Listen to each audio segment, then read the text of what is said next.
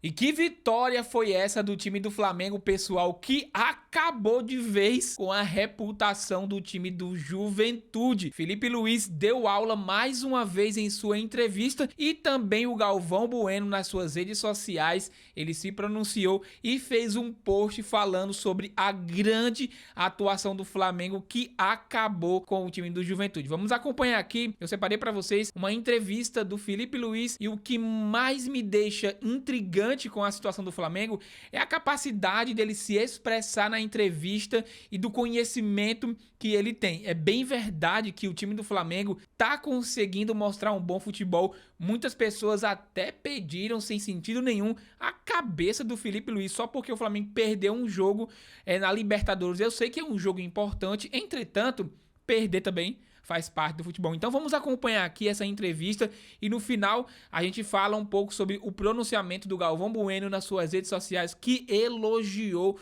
o trabalho do Felipe Luiz. Bom, mas antes de continuar esse vídeo, eu quero pedir para você deixar o like nesse vídeo. Se você não é inscrito no canal, se inscreva e vamos acompanhar a grande entrevista do Felipe Luiz, que deu um show. Mas antes de falar do jogo, eu queria tocar no ponto do Bruno Henrique, que foi uma notícia que a gente teve ontem, né? Várias situações, enfim, envolvendo uma denúncia em relação ao Bruno Henrique. Ele veio para o jogo hoje, você colocou ele em campo. Eu queria saber se vocês conversaram, como é que está a cabeça dele diante de tudo isso que está acontecendo. Caraca, Felipe. E queria saber de você, né, que sempre é um cara que se posiciona muito bem sobre diversos assuntos envolvendo futebol. Esse assunto específico, como é que o futebol, as instituições, os clubes podem trabalhar para que a gente tem visto alguns casos no mundo de suspeitas, como é que se pode trabalhar para que se evite situações como essa do Bruno Henrique? A gente ainda não sabe o que vai acontecer, mas para que os jogadores estejam cada vez mais longe de situações assim. Bom, obrigado primeiro, boa noite. Nossa, pergunta Bruno, pesada, hein, velho? Claro, conversei com ele está normal, absolutamente normal, se apresentou com todos os companheiros. E, como eu falei na outra entrevista, ano passado, a mesma coisa. Inclusive, eu trouxe para vocês. A única coisa que pedimos, eu postei um vídeo sobre que isso. ele deve pedir, mas eu peço por ele, a presunção de inocência. Né? Uma pessoa que tem o direito de se defender das acusações e ele tem a presunção de inocência. Então, como eu falei, uma postura de uma pessoa que está totalmente tranquila, hoje entrou em campo, foi companheiro dos companheiros, foi amigo dos amigos e absolutamente normal. Enquanto, claro, ele tiver disponível, um jogador muito, muito, muito importante e está disponível para mim. Sobre as casas de apostas, hoje o Diego Ribas colocou um vídeo, para mim foi assim, o que eu quero falar, o Diego falou. Se alguém quer saber o que eu penso, tá, o Diego falou por mim ali. Quando eu era novo, assistia a Fórmula 1 com meu pai e todos os carros tinham uma propaganda de cigarro. Né? Hoje já não pode mais. Eu recebi várias ofertas para fazer propagandas de casa de apostas. Não faço, porque eu sei o danino que é para as pessoas que apostam. Né? É o vício que é uma droga.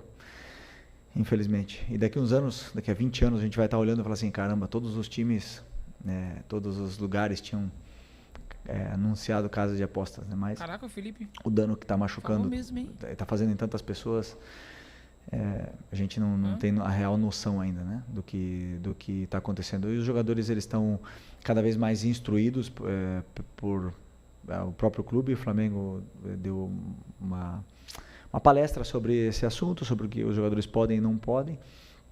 Os próprios, na Espanha, por exemplo, desde que eu estava lá em 2015, 2016, falavam todos os anos, né, sobre o que a gente tinha, nossa conduta, e o Flamengo fez isso esse ano. Então os jogadores estão cada vez mais instruídos para não serem nunca abordados.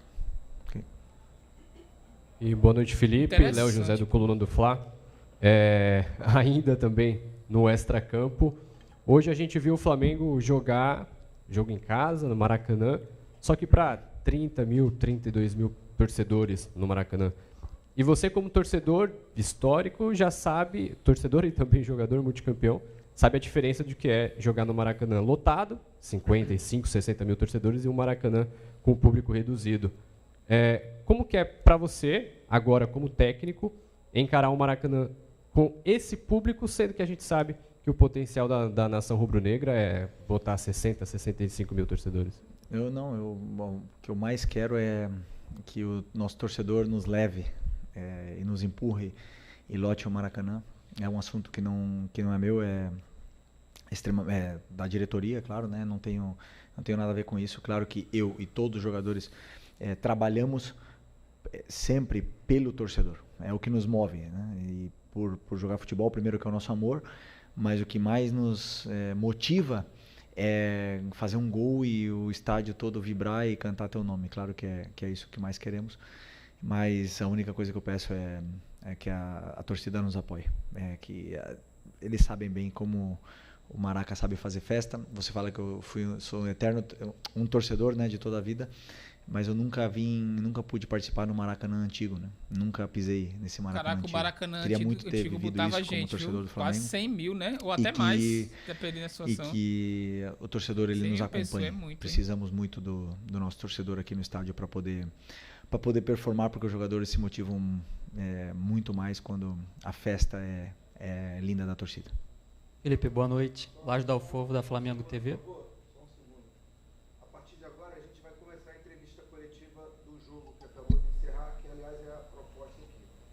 Questões institucionais, vocês procurem a Mariúcha, ela marca com a direção jurídica e ele vai atender vocês, esclarecer as questões. A partir de agora a gente fala aqui sobre o jogo, tá bom? Vamos lá. Felipe, Laje do Alfovo aqui da Flamengo TV, sobre deu papo, hein, aspectos positivos, né? Hoje foram tantos, seu plano inicial de jogo, gols de bola parada, o Danilo fazendo gol indo muito bem, cruzamento certeiro do Wesley, você até deu um abraço nele ali, bem legal, o Pedro, mais um golaço do Arrascaeta. Queria que você comentasse como técnico, quão orgulhoso você sai dessa partida, uma goleada histórica, e o quanto isso vai impactar na confiança dos jogadores para esses próximos jogos. Bom, eu estou muito feliz pela vitória, pelo resultado, pela eficácia, né, que fala, né? Que vocês cobram tanto aqui em todas as coletivas. Eu sempre digo que tem vezes que a bola vai entrar de um jeito que ninguém espera, e tem dias que a bola não vai entrar. Isso é futebol, mas os jogadores têm esse poder ofensivo. Mas eu não me iludo com o resultado, eu não me iludo com nada disso. É verdade. Eu sempre, quando eu analiso, eu tento colocar o resultado de lado, né? Independente da vitória ou da derrota. E hoje, os gols que a gente fez cedo nos deram esse poder, essa confiança e tudo mais, mas são muitas coisas que eu sei que fizemos bem, mas também tem muitas que não fizemos bem. Portanto, o resultado elástico ele é maravilhoso para o torcedor, para os jogadores ganhar confiança, mas o treinador tem muitas coisas que corrigir desse jogo aqui, principalmente no primeiro tempo. Fizemos coisas que temos que melhorar. Bom, e como sempre, o Galvão Bueno, nas suas redes sociais, ele sempre faz um pronunciamento, né, sobre a rodada no geral. E dessa vez ele elogiou muito, pessoal, o time do Flamengo, que venceu o time do Juventude por 6-0. Foi uma noite maravilhosa para o Mengão, que venceu bem, além de ganhar os 3 pontos, somou muitos gols durante a partida e, querendo ou não, isso vale muito, principalmente ali no final da rodada, para outros tipos de critério, para critérios de desempate, para um ficar acima do outro ali.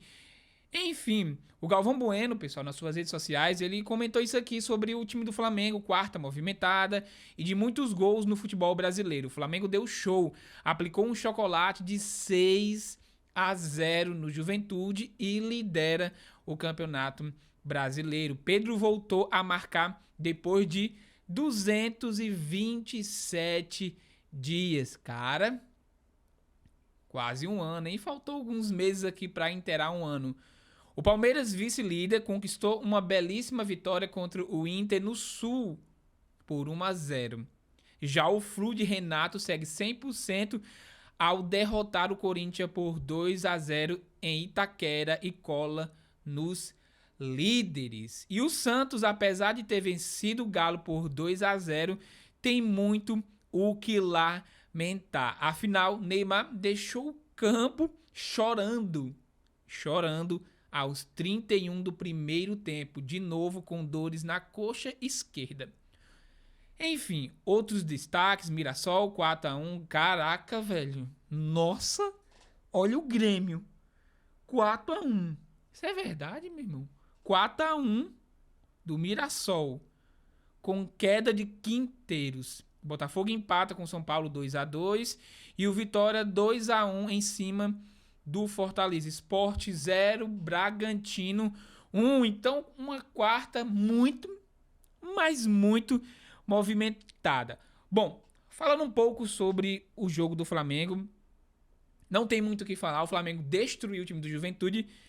Cara, algo bem interessante que aconteceu aqui durante a entrevista do Felipe Luiz é que as duas primeiras perguntas foram perguntas extracampo.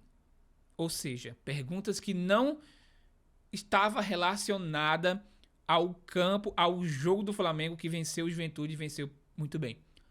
Lógico, né? Não seria diferente, pessoal, até porque naquela primeira coletiva que o Felipe Luiz falou do Bruno Henrique, onde perguntaram para ele falou também da presunção de inocência, que temos que respeitar tudo isso, isso é bem verdade. O Felipe Luiz está de parabéns pelas suas palavras.